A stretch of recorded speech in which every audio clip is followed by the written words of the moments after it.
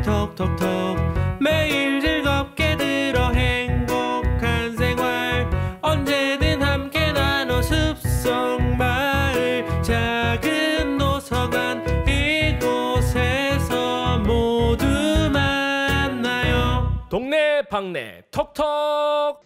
이웃과 함께 소소한 삶의 이야기를 나누는 방송 구미에서 하나뿐인 마을 미디어 진평 숲속마을 이야기 채널의 동네방네 톡톡 진행자 김정락입니다.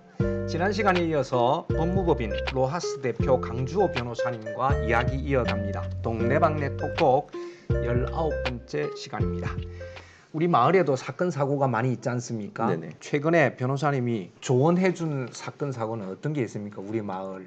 저희 마을이라고 얘기할 수 있는 인동권에서는 원룸들도 좀 많이 혼재되어 있기 때문에 그렇죠. 생각보다 데이트 폭력이라 할 수 있는 스토킹 이런 것들이 생각보다 많이 있고요. 뭐 층간소음 관련된 문제, 층간소음. 그다음에 뭐 아무래도 누수 문제, 음흠. 반려견, 반려묘로 인해 가지고 네. 갈등이 생기는 경우가 좀 있죠. 왜냐하면 산책을 시킬 때 아무데나 똥을 싼다든가 생각보다 남의 강아지가 우리 강아지를 무는 경우 이런 경우들도 많이 발생할 수 있거든요. 소송까지 이어지나요, 그게? 그 소송까지 이어지는 확률은 높진 네. 않은데 그런 문제를 의뢰를 해요? 상담을 일단 오고 아하, 법적으로 어떻게 되나 이런 거 네네. 묻습니까? 왜 이게 소송으로 이어지는 확률은 적냐하면 비용 대비 받을 수 있는 돈이 적기 때문에 그렇지만 요즘에는 소송을 하는 확률이 불과 몇 년 전보다는 많이 높아진 것 같아요. 일단 자녀를 낳지 않는 경우도 좀 많고 그 대신 그렇죠. 저도 애묘인이나 애견인이 아니기 때문에 100% 이해할 수는 없지만 애완동물을 나의 가족 그냥 반려견 반려맨이라고 얘기하니까 그렇죠. 요즘 다 그렇죠. 그러니까 가족이 다치면 그렇지. 그거는 이제 돈의 문제가 아니고 그렇지. 감정의 문제가 되다 보니까 그렇죠. 게다가 또 이거는 저희 동네만의 문제가 아니라 뭐 학교 폭력이나 이런 걸로도 상담이 꽤나 많이 들어오는 것 같습니다. 아, 그래요? 네.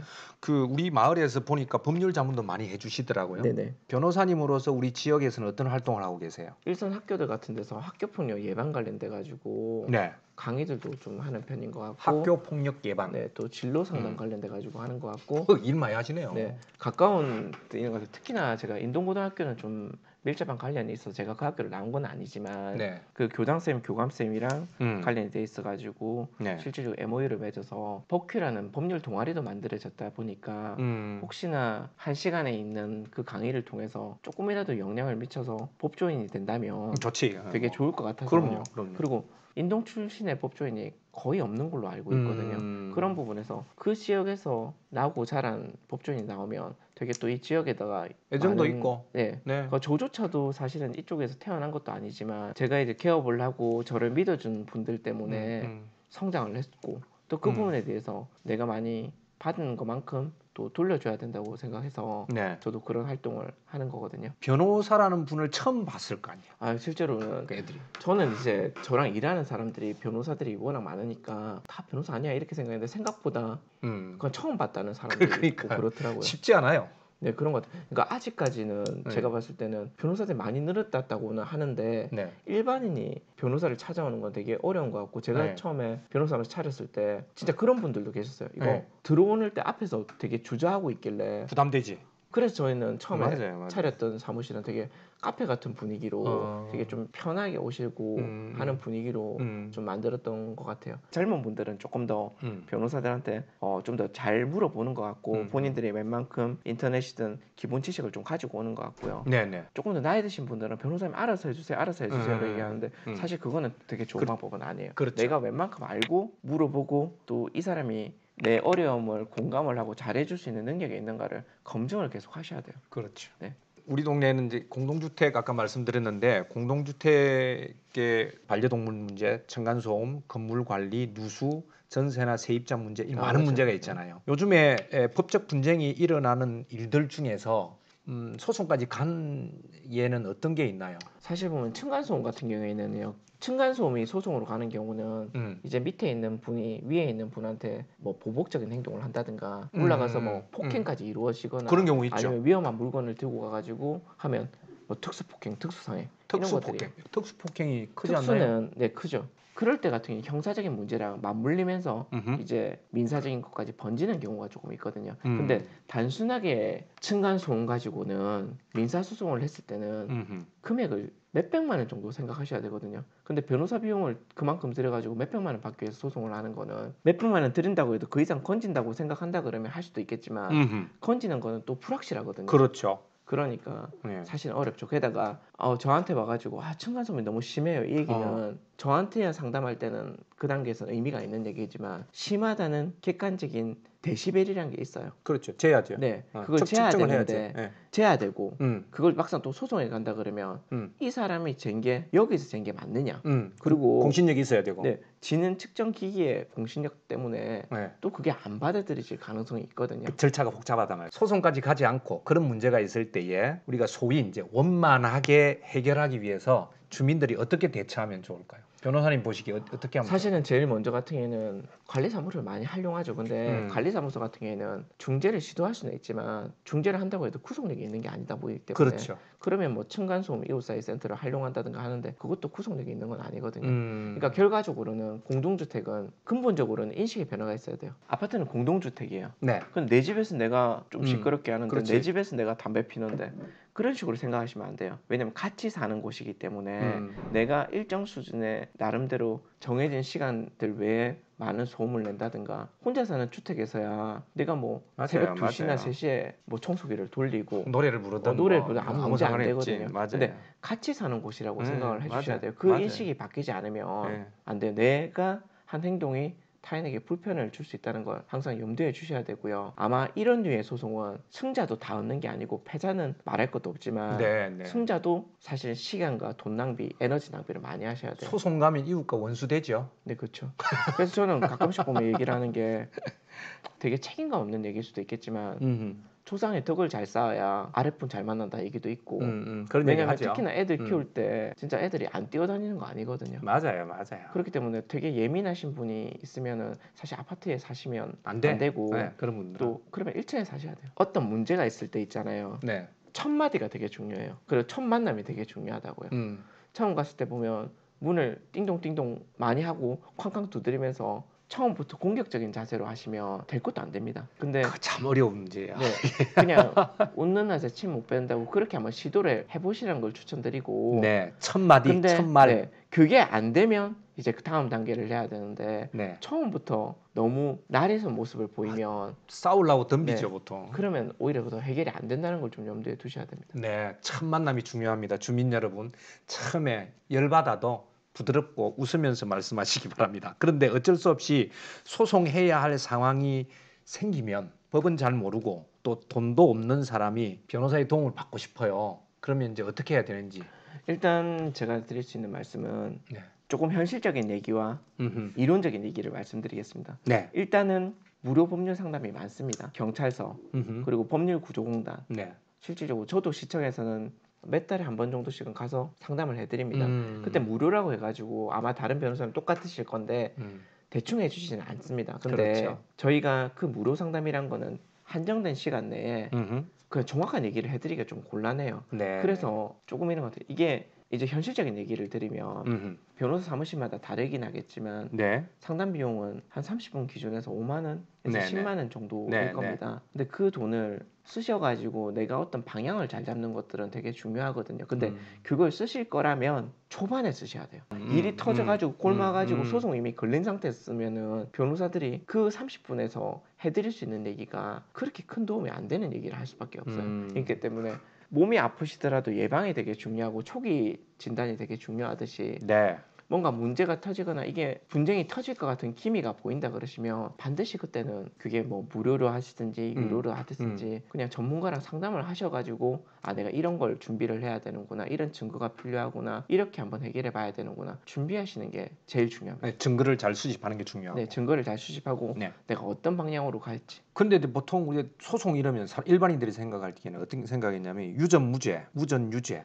제 생각에는 반 정도는 맞는 말인 것 같아요. 왜 그러냐면 돈이 있으시거나 조금 더 변호사를 잘 많이 활용하시는 분은 앞단계에 이미 변호사를 활용을 해버리기 때문에 준비가 미리 잘 돼 있고 방향 설정이 잘 돼 있기 때문에 예를 들면 권투 선수가 시합을 할 때 그 준비하는 과정 속에서 이미 저는 승패가 링에 올라가기 전에 90% 이상은 나버린다 생각하거든요. 그러니까 당연히 돈이 있어서 이기는 게 아니라 돈이 있는 사람들이 준비를 잘했기 때문에 그런 거거든요. 그 대신 제가 얘기 드린 거는 돈이 없는 사람들은 대신에 조금 더 시간을 많이 들이시고 준비를 더 철저히 하셔야 돼요. 사실 돈이 없다고 해도 아까 제가 얘기한 것처럼 그 갭을 줄일 수 있는 장비가 핸드폰입니다. 핸드폰이 녹음도 할 수 있고 동영상 촬영도 할 수 있고 서로 간에 주고받았던 문자, 카톡 이런 것들이 되게 유력한 증거가 되기 때문에 보통 분들 같은 경우에는 그런 게 있으시면 카톡을 나가버린다거나 문자를 지워버린다거나 그렇죠. 하시는데 변호사로서 증거가 중요하기 때문에 말씀드리는 거지만 사실은 이게 옳은지는 모르겠어요. 왜냐하면 지금 보면 제가 인터뷰를 하고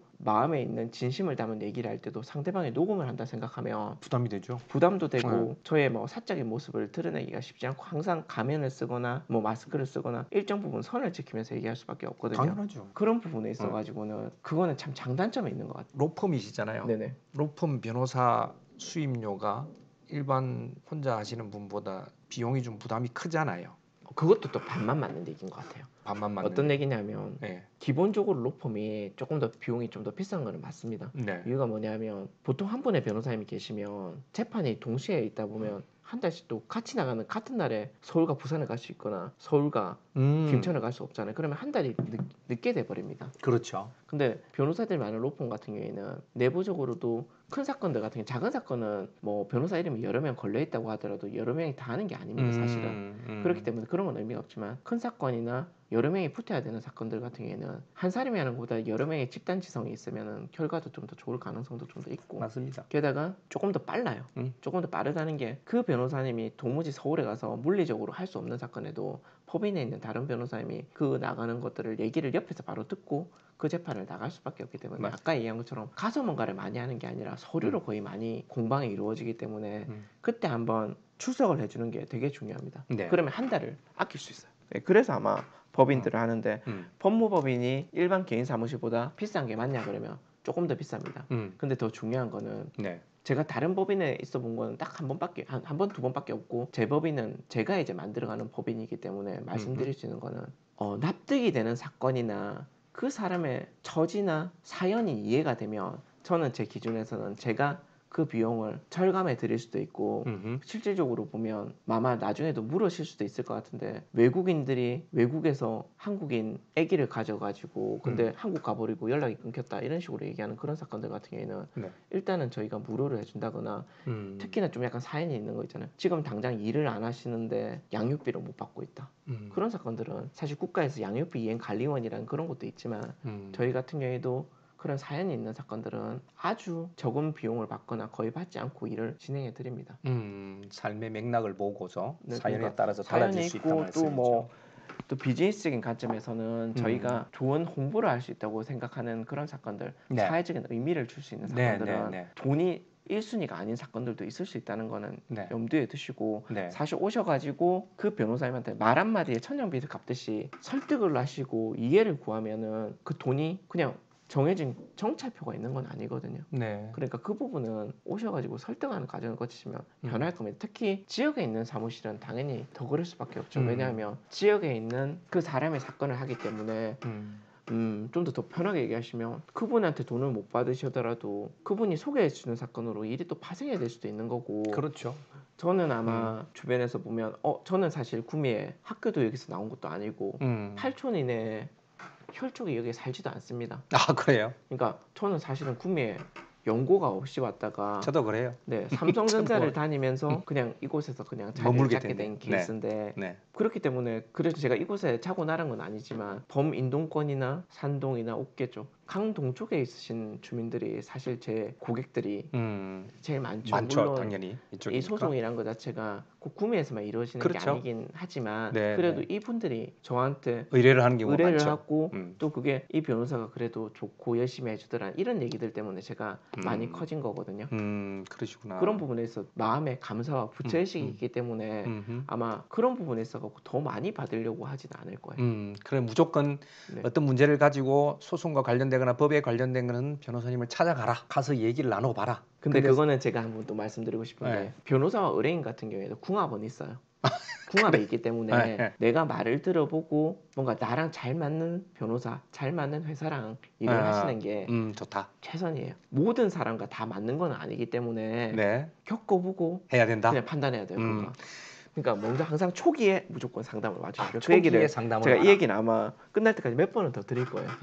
초기에 상담을 하시는 것이 유리합니다. 유리하다. 유리하다는 게 좋다는 거고 네, 아까 그렇죠. 초기에 상담을 해야 방향 설정도 제대로 할 수 있고 네. 어떤 증거를 어떻게 모으는지에 대한 어드바이스를 받을 수 있기 때문에 아하. 소위 아까 제가 설명드렸듯이 그렇죠. 링에 올라가기 전에 이미. 준비하는 과정이라고 생각하시면 됩니다. 그걸로 승패가 거의 많이 나요. 미리 이제 상담을 해서 네. 준비하는 것이 그리고 필요하다. 하나 더 얘기하면 도장 찍기 전에 네. 계약서를 뭐든 간에 쓰기 전에 네. 그리고 계약서라든가 서류가 없이 돈이 미리 가지 마세요. 서류가 먼저. 자, 이런 거. 네. 도장 찍기 전에 오시라. 돈 보내기 전에 오시라. 그게 더 이익이다. 네. 그렇죠. 그 상담료 얼마 뭐저 내시더라도 훨씬 그게 나중에 이익이다. 예. 나중에 이거 다 전체 잃는 것보다는 네네. 상담료를 내는 것이 훨씬 낫다. 이득입니다. 네. 근데 이제 사람들이 일반적으로는 변호사님, 법률가 이런 좀 안 친하기 때문에 좀 부담이 되기는 해요. 아니, 요즘 시대 때는 가끔씩 보면 저도 어른들한테 듣는 얘기인데 누구는 법 없이도 살 사람이다. 맞아요. 이런 그런 얘기 얘기를 하죠. 많이 하거든요. 네. 단언컨대 법 없이 살 수 있는 사람은 없습니다. 법은 친해지고 알아야 됩니다. 모르면 그만큼 불리한 상태에서 모든 걸 한다고 보시면 돼요. 불리한 그렇기 때문에 상태에서 손해도 올 수 있고. 뭐 일반인이 모든 법을 사실 알 필요는 없고 모든 법을 알자고 하면은 사실 잘못 알 가능성도 있어요. 네. 그렇지만 기본적으로 이건 좀 이상한데 그러면 찾아보시고 찾아도 모르겠다 그러거나 찾아도 정보가 이런 것 같기도 하고 저런 것 같기도 하면 그만한 정보를 아신 뒤에 변호사를 찾아오세요. 그게 맞아요. 그러니까 법을 아는 만큼 네. 내가 손해를 덜 보고 이익을 더 볼 수 있다. 예, 요즘 친구들은 그래도 보면 학교에 법과 사회라는 이런 과목들도 있어가지고 관심을 있게 보는데 그거 좋네요. 재미는 없겠지만 하셔야 돼요. 하셔야 되고 실제로 이제 보면 자영업을 하시거나 뭔가를 운영하다 보면 진짜 법 알아야 되겠네. 사실 누가 시켜서 하는 공부는 어렵지만 알 수밖에 없고 해야 되면 사람들 열심히 합니다. 맞아요. 네. 맞아요. 그 다음에 특별히 돈하고 관계 있으면 더 열심히 합니다. 네네. 근데 아까 얘기한 것처럼 돈은 반드시 보내기 전에 공부해야 됩니다.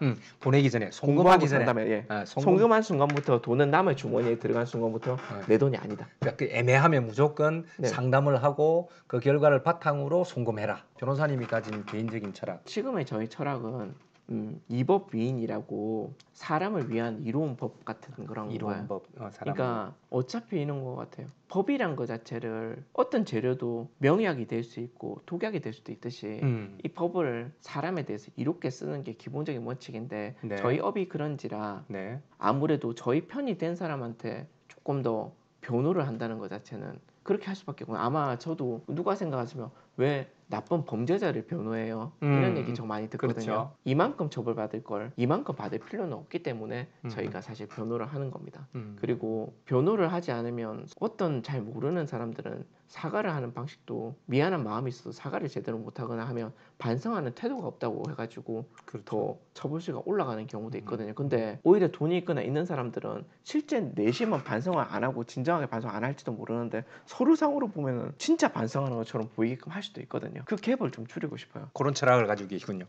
우리 마을 방송 애청자 중에는 우리 마을 아이들도 있고 청소년들도 있고요. 아까 인동고등학교 말씀하셨는데 법률가가 되고 싶은 아이들도 있을 거고 또 한편으로는 로스쿨 가고 싶은 아이들도 뭐 있을 거라 생각이 듭니다. 그래서 변호사가 꿈, 법률가가 꿈인 아이들, 우리 청소년들에게 희망의 말씀을 한 말씀 해주신다면. 그냥 어떤 꿈 같은 걸 많이 꾸세요. 10대 때는 반드시 더 꿈을 더 많이 꾸셔야 되고 더 큰 꿈을 꾸셔야 되는 것 같고 꿈을 꾸다 보면 계속 꾸다 보면 제가 봤을 때 어느 정도는 그 꿈을 닮아가게 되는 것도 맞는 것 같아요. 그래서 제가 드리고 싶은 말씀은 학교에서 제가 한 분 한 분씩 오면 저도 이제 일을 해야 되는지를 할 수 없지만 학교에 선생님들을 통해서 대여섯 분 이상이 오신다 그러면 변호사 사무실은 법무법인은 이런 형태야. 네. 제가 뭐 구경도 시켜드릴 수 있고 좋죠. 또 실질적으로 재판에 갈 때 되면 학교 차원에서 뭔가 부탁을 하신다 그러면 재판에 갈 때 볼 수 있게끔 법원이랑 협의를 해가지고 볼 수 있게끔 하고 사실 저조차도 좋네요. 그거. 변호사가 되기 위해서 했던 거지 막상 변호사가 되고 나니까 실제 변호사가 뭐 하는지는 모르고 조탁하니까 변호사가 된 거였더라고. 저도 사실은 보면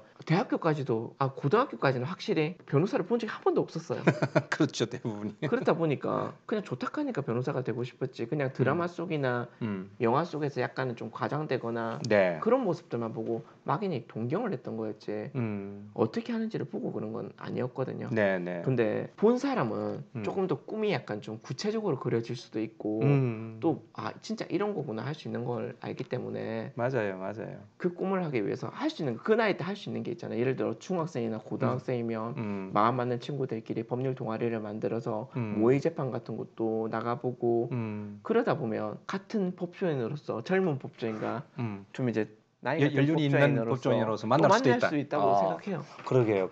그러니까 맞아요. 그냥 꿈을 꾸세요. 그리고 포기하지 않는 게 되게 중요합니다. 맞습니다. 네. 꿈을 꾸시기 바랍니다. 우리 마을에서도 법률가가 우리 강주호 변호사님 이야기를 듣고 많이 나왔으면 좋겠습니다. 진짜 그런 법조인이 있다 그러고 처음에 뭔가 시작을 한다 그러면 저한테 따로 연락을 주시면 제가 법인을 더 키워서라도 그 친구를 반드시 저희 법인에 취업을 시켜드릴 테니까. 야, 이거 괜찮네요. 꼭 되세요. 오해하지 마시고 이혼에 대해서도 잘 아시는 것도 되게 중요합니다. 어떻게 했을 때 이혼이 되고 어떤 걸 조심해야 되는지 알아야 그걸 안 하시거든요.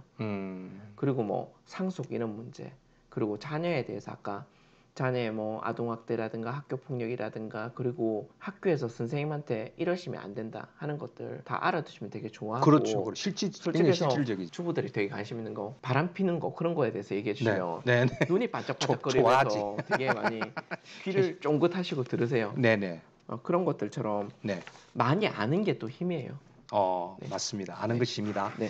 감사합니다. 다음에 또 기회가 되면 초대해 주십시오. 네. 구체적인 사건들 하나씩 가지고 그거 해도 되겠네. 시리즈로 만들어서 우리 방송 하나 만들어도 되겠네요. 뭐 그렇게 하셔도 아마 재밌을 겁니다. 왜냐하면 판례를 가지고서 얘기한다든지 이런 것도. 그러니까 요즘에 기사화되는 얘기들 같은 거 하셔도 아마 뭐 관심 있는 누군가는 있을 수 있으니까 다만 너무 정치적인 얘기는 부담스러울 수 있고 정치적이나 종교적인 얘기는 이슈가 되는 사회적인 이야기들 가지고 정리하는 우리가 좀 충분히 이해하고 수용할 수 있는 방법으로 아마 이 마을이나 인동 지역에도 여러 가지 다양한 직업군이 있을 수 있다 보니까 그런 뭐 직업군들 몇 분 불러 넣으시고 변호사가 보는 관점에서는 이렇고 뭐 심리학자가 보는 관점에서는 이렇고 선생님 보는 관점에서는 좋네요. 그런 것들도 우리 방송국 하나 만들까요? 이 구미 강동 지역에 아예 뭐 그런 것들도 좋을 수 있겠습니다. 마을 방송국 만들어서 그런 것도 좋네요. 좋을 수 그러니까 있겠죠. 다양한 분야에 있는 분들하고 같이. 왜냐하면 제가 아까 처음에 말씀드린 것처럼 법은 하나의 사회 현상을 보는 틀입니다. 사회 현상을 보는 틀이다. 그 틀을 보는 건데 그거는 최종적으로 제일 효과적인 틀이겠죠.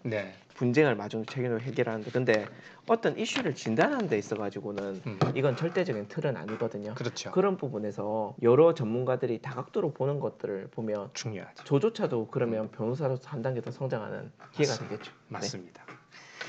동네방네 톡톡은 스스럼 없이 만나서 이런저런 이야기로 이웃과 떠드는 수다방입니다. 유튜브 채널 진평숲속마을 이야기 검색하시면 여러분 들으실 수 있는데요. 오늘은 우리 로하스 법무법인 로펌 대표 변호사인 강주호 변호사님과 함께 이야기 나눠봤습니다. 동네방네 톡톡에 나와주셔서 고맙습니다. 아마 그렇게 막 재밌거나 가볍게 하지는 않았지만 그래도 편안하게 분위기를 만들어 주셔가지고 제가 이런저런 얘기를 드렸던 것 같아요. 제가 좀 편안한 사람입니다.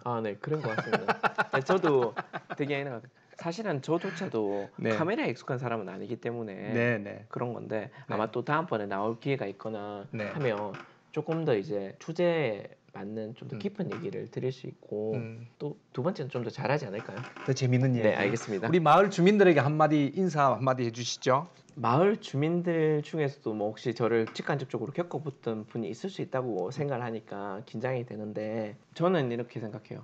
어떤 마을을 지키는 변호사도 있어야 되는 거고, 제가 뭐 개별적인 것들을 자체를 제가 뭐 국가나 지자체로부터 돈을 받는 게 아니기 때문에 모든 걸 다 무료로 해준다 얘기는 하지 못해도 저희 마을의 일이거나 그런 것들이 있으면 좀 더 최선을 다해서 더 성심성의껏 해드리면서 할 거니까, 제가 어떤 식으로 또 마을의 주민들, 마을의 의뢰인들을 통해서 성장을 해왔고 또 앞으로도 성장을 할 거니 잘 좀 지켜봐 주십시오. 네, 고맙습니다. 네, 감사합니다. 동네방네 톡톡은 여러분의 생각보다 더 가까이 있습니다. 우리 마을 주민 모두에게 활짝 열려 있는데요. 언제든지 가슴 뜨겁게 이웃들을 맞이하겠습니다. 제 전화번호 아시죠? 다 공개되어 있어서 전화 주시기 바랍니다. 댓글로 남겨주시면 감사하겠습니다. 게스트 강주호, 시그널 음악 김주형, 촬영 김미승, 제작 멘토 박지하, 그리고 MC 김정락이었습니다. 여기는 진평 숲속마을 작은 도서관입니다. 애청해주신 여러분 감사합니다. 우리 함께 변호사님 몇 번 카메라? 2번 카메라 보고 우리 두 손 들고 인사 나누실까요? 감사합니다. 감사합니다. 고맙습니다. 고맙습니다.